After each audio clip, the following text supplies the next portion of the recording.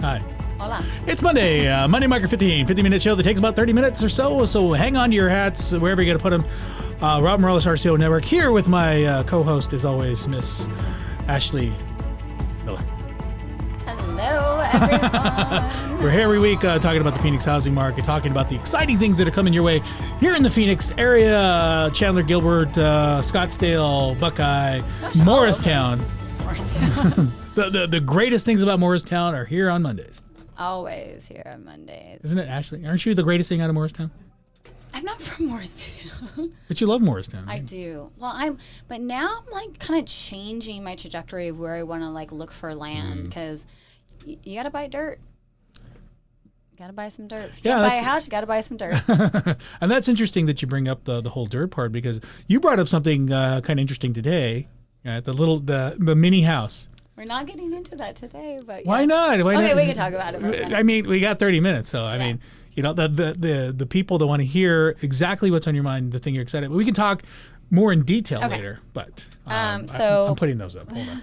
Oh my. Little boxels. What is this little boxel thing you found? Boxel. So I call it boxable. Boxel? Boxable. Yeah, box of a casino. So Look how these tiny that thing things is. but you can buy multiple boxes and stack them on top of each other, and they legit come in a box, and it's like a prefab home, but they like fold out into this. So all you need to do is buy some land, find a place, and then there you go. Here's the thing, and I'm just starting to do some recon on it. See how it says $250 a month versus $49,500. I don't know if they lend on them. I know there's a waiting list because I put myself on the waiting list to get one. Oh, really? You did? Oh, I already did, yeah. So where it says reserve yours, I did put that on there. So I don't know if they're allowing you to rent them, if you have to buy them in cash, but you do have to have a parcel of land to put them on, obviously. So like the many questions that I had, I mean, I really didn't look into this so much. It's basically a tiny house that folds up in like 4 pieces. Legit. It's like it unfolds Let me see itself. if I can refresh because they showed like the unboxing that It's so cool. I actually, Robert and I talked about it this morning. I reached out to them to see if we could get them on the show. So hopefully in the next like couple weeks, we'll be able to have, you know, whether it's a CEO or representative from Boxville to come out and talk about it. I mean, I know it takes a little bit of money out of your pocket being a real estate agent, but you could sell the land. Oh, that's true. And I can sell land. You can sell the land, and then we can put a Boxville on it. Not we. Well, I am going to. So you did put a reservation on that? Yeah, I put a reservation on this morning. I am oddly curious to see. I mean, because you get automatically in your mind, you're like, okay, where are you going to hook up the plumbing to? Where are you going to get running water from? But it's not your problem. You bought the house, and they have to put it out there. So these are the questions we will have at a later time. Yes, we will. Yes, we will. I'm excited about it. I was excited about the container homes, but with the container homes, especially in Maricopa County, and even outside like Pinal and Yavapai, and not even the county itself, it's different cities. They have their own rules of where you can build container homes. So really? I know downtown is pretty. They're pretty in tune with it. You know, they're trying to build up and obviously more cognizant of the environment. There's some pretty awesome container buildings, not just residential but commercial buildings out there. But then there's certain areas that they don't want to disrupt the what's the word I'm looking for? The aesthetics. Yeah. Of their city or town or zip code or whatever because of these container homes. But container homes are pretty. Well, I get the whole recyclability part of container homes, and it's kind of nice and kind of nuanced. Like, yeah, I got a container home, something to talk about, like at Thanksgiving or something. But I mean, how viable is? I mean, I've seen how. I mean, if you've ever been in a container ever, you know, it's a pretty small space, and you really have to kind of arrange yourself a little bit. I mean, you have to be kind of, you know, maybe not claustrophobic, whatever anti-claustrophobic well, they put is. multiple containers together. Like you can buy, I think each container can range. I mean, there's different ranges. You can buy a new container. You can buy the old shipping containers. But think about like where all of our stuff is shipped from overseas, right? And you see those. That's where all of our stuff is actually at right now. So if you want to do Christmas shopping, you better start now because they're all like stuck there. But the containers are really large, and then they put them together, and then they put 2x4s in, and they frame them up the same way, and they drywall them. It's just the exterior of it is more sustainable. Yeah, see, I'm curious as to what the building codes are and everything else. It's a very interesting feat. I just haven't dabbled. We're gonna put that on there. We're putting a that on our container checklist right home now. professional. But the point of today's show was more to introduce you to. I think in the few weeks past, we bring you a lot of stats, we bring you a lot of information regarding the current housing environment, but it really hasn't changed a lot. And so we're always thinking of new ideas and things that information we can bring you. So we've reached out to a few people, and we have today's show idea. And thank you to Milo. Milo, Albert, Milo, for giving us today's show topic. But we did talk about upgrades. So there are certain upgrades that he wanted information about, which would bring more value to his home. He's a homeowner, and so is there things out there that he can do to increase the value of his home? That is the question. Or what should you focus in on versus what you shouldn't? So from personal experience, yes, what would you say your go-to upgrade is if you're going to upgrade? If everything in your house needs to be upgraded, what would be the first thing? 100% kitchen. That was my answer. I mean, kitchen is, we all know that. Kitchen. Damn it, Miller, that was my answer. Miller. Storage. Storage? Like what kind of storage? I mean, for food, for toilet paper, for... Oh, there's that line. For anything, just storage for, like, if you have kids' toys, or, I mean, you just need a place to put things. So since we agree in the kitchen part, what's the second part? Well, okay. So when people, there is, because when people walk into your house, your kitchen, in my world, the kitchen is where we all gather. That's like where we literally live in our kitchen. The kids there, that's family time, but your floors. When people walk into your house, it's the first thing they step into. I was going to say man cave. Your floors. Then they go into your kitchen. And I was going to say bathroom, but your bathrooms are hidden. Yeah. So they're not something that people can see when they first walk in. Yeah. I believe, but of course bathrooms are equally as important when it comes to where you're going to spend your money. Yeah. Well, and see, like for me, and not to say anything bad about my wife, but, I do need a separate space for myself, for my thoughts, to go when I'm in trouble. I thought so. And that's what this place was. this is my man cave 1. But when I'm home, I need a man cave 2 to get away from, I didn't take out the trash, so I get in trouble. So I'm in timeout. On your phone. It's kind of funny. I'll get the bag by the door as the reminder, and it's like I was gonna take it out later, but. Okay, Yeah, you should have just done it before that. Oh shit! But it's a big deal in our house. I agree with floors. I mean, my go-to was man cave because again, it's just I need a separate space for my own thoughts and kind of thing. I do like the idea of a separate space, especially since so many people are working from home. Yep. That was one thing. Like I had texted you this morning. I'm like, how much is it to rent like a little space? Because your space is big here at Work Unity because. This morning I'm working from home and it's just like there's just so much going on. I've got a laptop here and an iPad laptop here and I'm like, I just want to I think that's a unique challenge for you too because you have a family, right? There's so many people out there that are working from home and the kids are working from home too. And you don't get time out, you don't get a break from family when they want food or they're like complaining or there's a fight going on in the other room. You're trying to work and then they're trying to do schoolwork. Mm-hmm. And then, you can't separate from that. And, I think people are looking for that unique space. So I think man cave is more important right now, today's era. So let's not call it a man cave. We were talking or a separate office space. Well, this is why the appraisal thing was very interesting when Albert is Robert's brother-in-law, but for some reason he just looks like a Milo to me. So I called him Milo. Great. Appraisal. I just had an appraisal on my property because I wanted to take some cash out because I wanted to build a almost like a den off of my bedroom. So I have a window and I want to build out and I want to build like a little office den suite. I don't know what you want to call it because I can't work in my kitchen anymore. So in the meantime, I'm looking into renting here part-time until I can get that built. It's so funny. Like we got into this environment where we started working from home, got used to it. But now we're kind of like getting bratty again, inching back to wanting to go in office and have that separation. We wanted more family time, and we definitely got it these last couple of years. But now we want to like branch away and say, you know what, it's too much. We can't decide on what we want. Ashley, that's the problem. We're all indecisive. I wanted a perm when I was a kid, and then I wanted my hair straight. I want it short, now I want it long. It's a good thing I wear wigs because I can change it up every day. Like, it doesn't matter. It doesn't work for me, though. But I think with one of the biggest, you could wear, have you seen, they do have these man things, you can glue them on, and then all of a sudden you can have this, like, flowy hair. I don't know. I don't know if I get used to that again. I don't think I could see you with hair. It'd be weird. But that would be an upgrade. So speaking of upgrades. Yes, we're going to stay on track. I was supposed to keep you on track today. I'm like on point right now. I know. Let me go to the articles. I was very blessed that, and this is not common, you guys, when the appraiser came in to appraise a house, he did call me on the phone to book it. Yeah. And me being wordy, per usual, I was like, hey, this is a situation. My kids, I had my children, the boys, tear off all of the shutters, and now it just looks ghetto as F. And he basically said, find a way to get them back on before I come out there, because it could make a significant difference in the price point aesthetically. Does it really make a significant difference overall for the home? No, they're fake shutters. They're just to be there to look pretty. But it makes a difference on an appraisal. So that leads into my long list, and I know there's another list there, that when the conversation continued, like having nice, clean baseboards.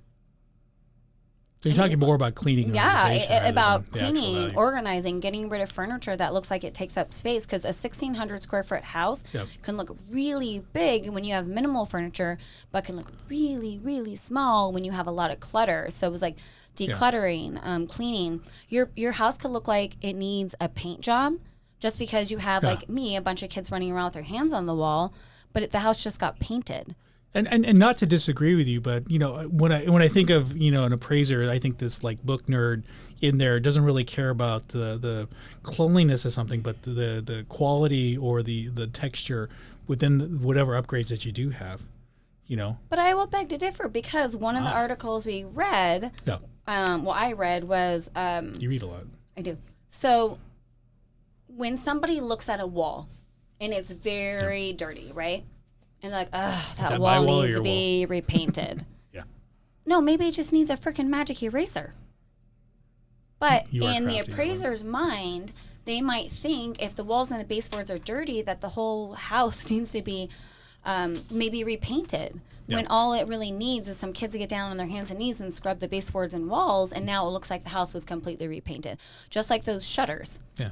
Like, all I had to do was just put them on, and that made, $1,000 whatever dollar difference. Did it change anything? Yeah. No. Did cleaning the walls change the fact that it looks like it needed new paint, but it didn't? So it's small little things like that, like in having like the clutter. Did my house get bigger? No. But it just feels bigger. Feels bigger. Yeah, and there's so much to sentiment that you really can't take into account when it comes to appraisers. If you're doing a refi, if you're looking at purchasing a home, when you're buying a house, there's very little connection you have with an appraiser. That's why I said I got blessed that he gave me a hot minute. Oh yeah, I mean, being able to contact an appraiser. And being able to touch that person and explain exactly what values, because somebody, depending how much experience they have, when they're comparing your house to another house, they're only looking at pictures. It's like Tinder. So like, I want to involve dating into this so much, because it's she kept talking about swiping right, and I'm like, you're not dating anymore though. No, I'm not, but I just think that real estate and dating are so focus, similar. Miller, focus. But like when you look at a photo, I know. Oh, boy. Anyways, yes. When they were looking at a photo. Well, when you're looking at photos, so imagine your appraiser is the photographer. Their eyeballs are the photographer of your property, and they are going to judge your property by what they're seeing. Yes, should they take value in the structure of the property, the square footage, go on the roof? I mean, we have a laundry list of things they should do, just like we should judge somebody on their insides and who they are and about their heart and on the outside. But let's be quite frank. Those are the people you swipe left on, by the way. I've never been on Tinder before, but I kind of I feel like I should pretend like I am, but I feel that when your pool, right? Yeah. My pool is not changing. It's the same pool that's been in the house since like 1976. But we got it clean. We made it look all nice and purty and nice. I mean, it's always blue, but like we went out of our way to make sure it was like clean for its first date with our appraiser. Yeah. But if the appraiser would have walked in, they would have had like the lime on it, like where it gets that like white, yellow lime, like, what's that white crusty stuff? Hard water stains or like whatever. Chlorine, the salt in the water. Right. So it would have looked different. It would have looked like, oh, maybe that tile needs to be replaced.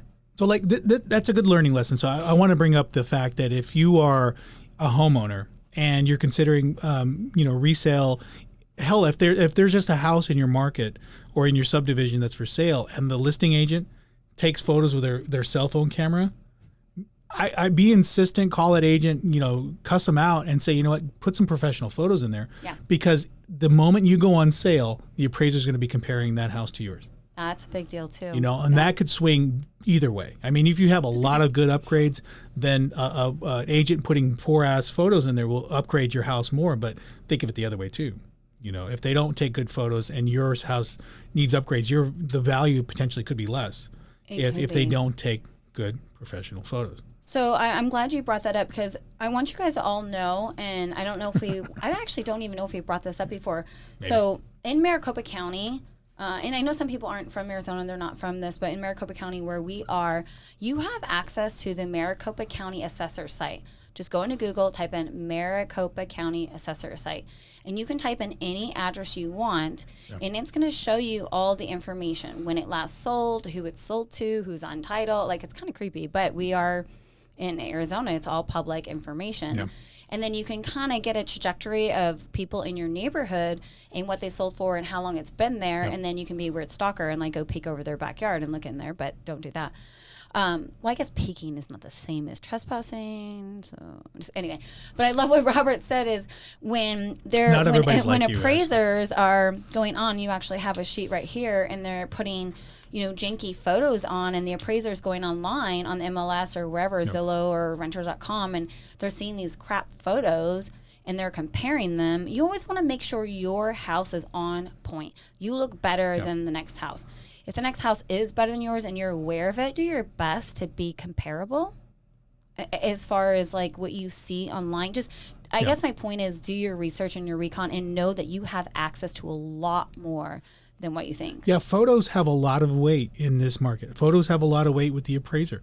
And if you want to go cheap, if you want to go and do these services where they come and they do a cell phone photo, or if they do cheap photography, it doesn't help you. It does not help the subdivision, especially if you're a homeowner in considering selling your house and nobody in that subdivision is taking great photos for you. Well, and if your realtor does cell phone photos, well, A, you need a new realtor.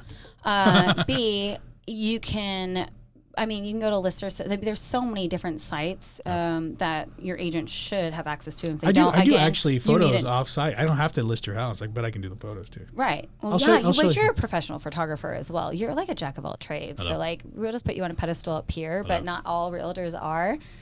But you can pay $150 for one of these services to come out versus a cell phone. Cell phones are great. They take amazing photos. Yeah. But once you upload them to MLS, they look like garbage.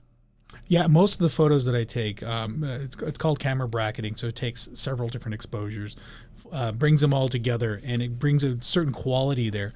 I work off a 30 megapixel camera, but it's mirrorless, and there's so many functions in there when it's a high resolution photo, and it brings so much more life to your house than just a cell phone camera. There's very little range when you get a cell phone. It is cheaper, it is less expensive, less timely, but well worth it, especially when you're trying to get the value out of your house. Yeah, but definitely. There's no doubt. You just need to hire Robert because he'll do the photos and take care of you. Tell me more. If you are getting, especially if you're getting an appraisal to refinance, do your research because why are you refinancing? Probably to take cash out, maybe for whatever your reason may be. Renovation, like build a little cute suite off of your bedroom like myself. Or to lower your interest rate or whatever the case. We all want our home to appraise more. Yep. Please do your due diligence. And then don't go get brand new granite countertops and think that's going to change it. So let's talk about that for a minute. Yeah, it's like there's a lot there.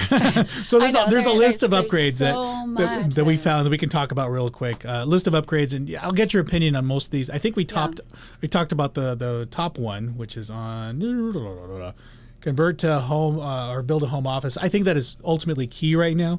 People are looking for that dual like office slash home, a place to go to and they can work. And if you are looking at selling your house and you happen to have a den, for instance, if you have like a den or a separate room or even something in the garage, I know some people convert their garages over. As long as it's done nicely, right, you might be able to get away with it. But people are looking for that office space inside the house. And not only just for you, but for kids and schooling too. No, absolutely. And I mean, even like future, like when you do the ensuite, and this one called like an ensuite, so it's like separate from the kids, it's separate from everything. Yeah. It's like you said, it's a multi-use, like multi-purpose room, and we all need that right now. Like we need an escape. We need some separation. We need a break from the kids. Finish the basement. That kind of goes along with the den thing, but not a lot of basements here in Arizona. So open up the floor plan. So get a sledgehammer. I think. Well, you definitely want to talk to somebody before you start sledging away. Don't fall. I almost knocked down a wall. Okay, so I bought a house recently, and I wanted to knock down a wall next to the kitchen, and it's just like really cramped up. The kitchen itself is like that wall needed to go. It's 100 square feet, but I wanted to take down that third wall, but I found it was a load bearing wall, and so no way. Now you need a beam. Well, there is a beam, but so it's going to be several thousand more just to put an extended beam to open. So it's like, okay, so you got to balance everything out. But that kitchen needed to be opened up for sure. I will say that. But not in all cases. And it is very expensive. And there was a lot of wiring that was the wiring I did not know about. And that got a little expensive too. So I when you take on things yourself, you tend to realize how deep that rabbit hole goes. So consult with the contractor. And if you need some, we have some really great ones because I know they're far and few between right now. Yeah, this gives a couple of enhance your curb appeal. That goes back to the shutter thing. I didn't realize that freaking shutters, they're literally pointless. It's all about aesthetics. Yeah. And so add stone veneer, get a steel door. I'm not sure how much that brings. I mean, it's really got to be very prominent. You know what I like right now? Those doors that are like the frosted glass. Yeah. Like especially if it's a front door, it's got like that square out, and it really opens up maybe the lighting. Right. I mean, there's really not a whole lot of security because somebody can just break through the glass, but you gotta get bulletproof. It just, I guess I could, but I didn't think of that. That'd be more money, but yeah. Let's see a couple other ones real quick. Garage door. That's huge. I guess it depends. I mean, I don't see so many people caring about a garage door, but you never know. I mean, unless it's a really nice one. Yeah. I don't know. No, I believe it does make a difference. The number 7 cracks me up because when we took down the shutters, we had to take down. We have like one of those old school wall mailboxes where the mailman comes up, and our mailman's awesome. He walks the neighborhood. Literally, he's got the pouch and the bag. You don't see that often, right? We also have an ice cream man. Does he know your name? He does. Of course he would know your name. But we had taken it down to redo the shutters, and I put it in the house. So we get this knock on the door, and it's the mailman. And I'm like, what are you doing? He's like, you took down your mailbox. I was like, oh, crap. We did. We took down the mailbox. So having a mailbox, having numbers. How's your appraiser supposed to find your house if there's no... How is anybody supposed to find your house if you don't have house numbers? So you kind of touched upon touch up and redo the exterior paint. I would also include interior too, and really I would say neutralize a location. If you're like a Midwesterner, like I see this more. I see this more with Midwest people. So they do have wallpaper. I love wallpaper. I know. I don't know if we can be friends. But if there was a neutral color, like people really just want neutral colors. They don't want like if you like seafoam, there's only a few people that like seafoam. Yeah. And when you're doing renovations, when you're doing things to your house, you really have to appeal to the greater audience. So you have to appeal to the 80% out there. The 20% that like seafoam is a very small segment. I don't even know if it's 20%. Well, and that makes a great point. When looking at houses online, there's like a blue room and a pink room. But what if that person buying the house has all boys? And they look at the pink room and they're like, oh, okay, what am I going to do with that? Or, I mean, there's so many things. And there was this house we had back in the day, circa, 2009. And I walked in, and thank goodness I have a creative mind, but it looked like a Crayola box had exploded, vomited in this house. I was like, see through this. I can see past this. I can see past this. It was so terrible. Saw past it, repainted the house and all of that, refinished the cabinets, but not everyone has that. They walk in and they like get anxiety, like a pink room, a purple room, a wallpaper. I get that people have to live in their homes before you sell it. However, you're selling your home for a purpose to people who may not like wallpaper and a pink room and a green room or whatever your style is. Not everyone likes my style, and I don't care. I like your style. But we have to appeal to everyone out there. Now, if you're refinancing your house and you're getting an appraisal, keep your wallpaper, keep your pink room, your purple room, whatever you want. But if you're selling your house, let's go to Home Depot and buy the standardized paint. So if there's any comments or questions regarding, what kind of upgrades that you would prefer in a house, go ahead and drop those in. We'd love to hear from you guys, and especially new show topics. So if you want to have anything you want to bring up, we enjoy and appreciate. Ashley likes a Purple Heart, so if there's any Purple Hearts out there, she will take them. But I do not have a purple room in my house. She has a Purple Heart. I do. It's a big Purple Heart. Yeah. I would like to mention, too, that I do have some really amazing people through remodeling a couple homes out here that for flooring, cabinets, and granite. Which I need to ask you about. Okay, let me retract. I use the word granite. I don't mean that word. I mean countertops that aren't, what's it called, Corian or...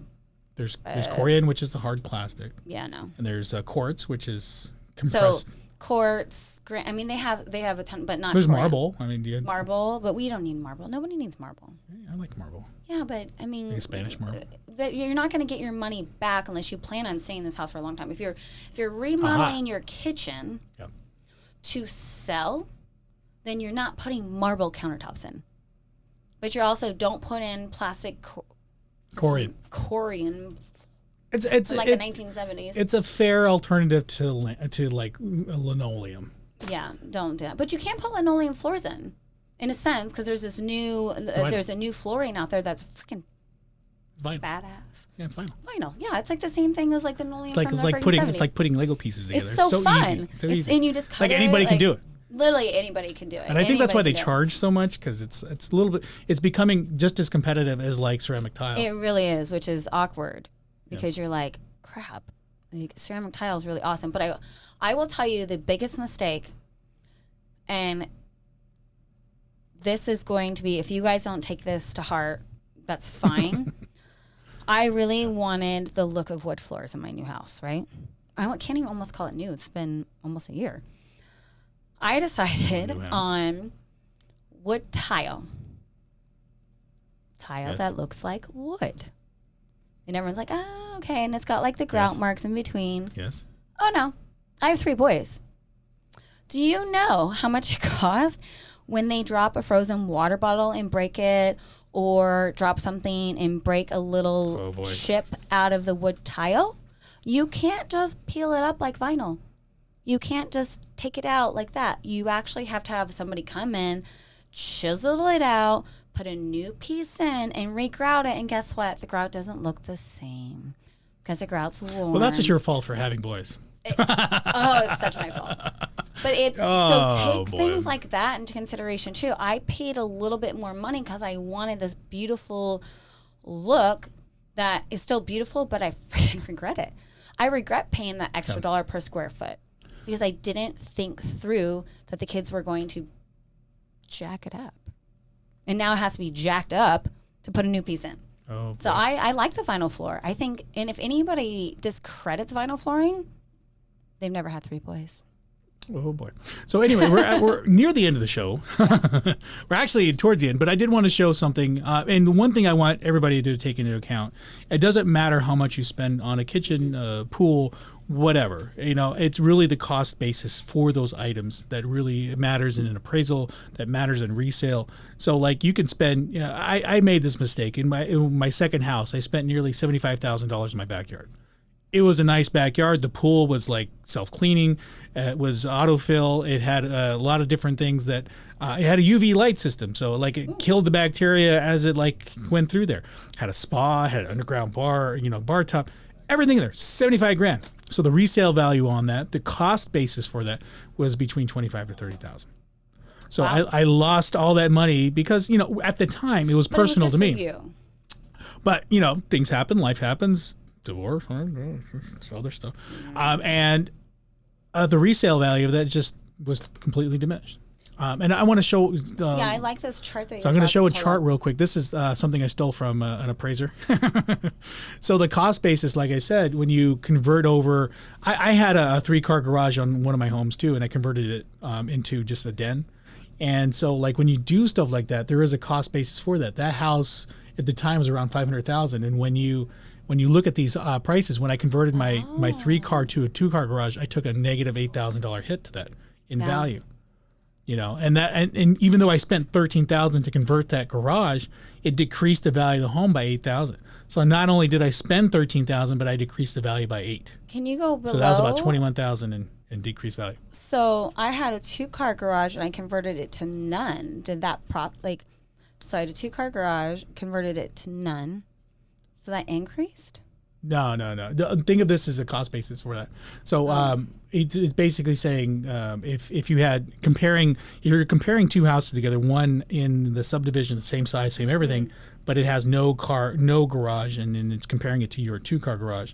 It's saying that value are these values. Don't pay attention to the negative so much. Oh, okay, yeah. Well, and I'm asking this question, because I'm sure other people are looking at this thinking the same thing, and I'm like, should that increase or decrease? Because I hate not having a garage, but I love my huge master closet. So. Yeah, look at the bathrooms. For something in the median price range you're at right now, $6,000 to $8,000 just for having an extra bathroom. And I added with my, the 2-car garage. I added another master bathroom and bedroom and closet. So where is that balance, and how do you determine that? So like if you're buying a house, or you bought a house and you're contemplating putting a pool in there, right. Do not spend, and you bought it for like $500,000. Do not consider spending $25,000 to $30,000 on that pool, because you're going to break even.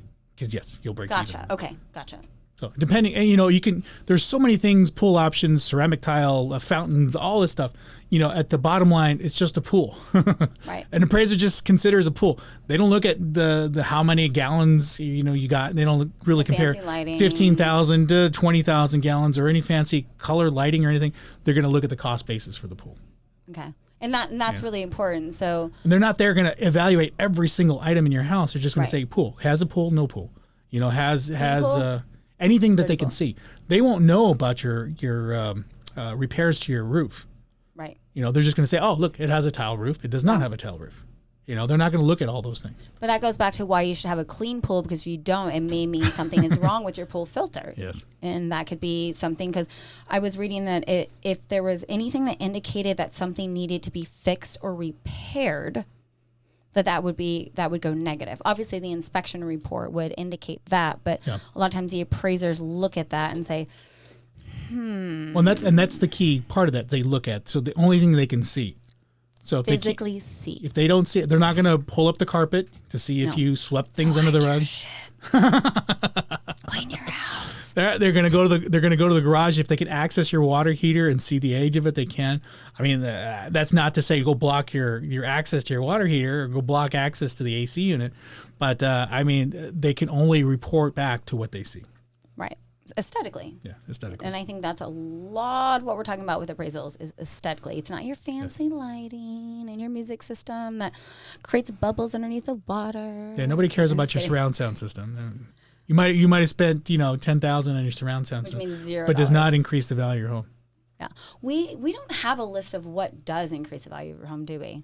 Not presently. Just that list we had showed earlier. Find one. We should find one. But not today, Miss. No, not today. So what did we learn, Miss Miller? Because we're at the end of the half hour. What we learned today is to just make your home pretty. and I always say don't compare yourself to somebody else, but in this case, compare your home to the other homes in the neighborhood because it counts this time. And be on that agent for taking better photos. If you see some shitty ass photos out there, or you can just call me. So anyway, this is Rob Morales, RCO Network, here with Ashton Miller, Great American Title. Here every week, bringing you housing information. Let me do that again. There we go. Bringing you housing information, Phoenix market, everything here to do about real estate in the greater Phoenix area. So until next time, we will see you next Monday. See you. Adios.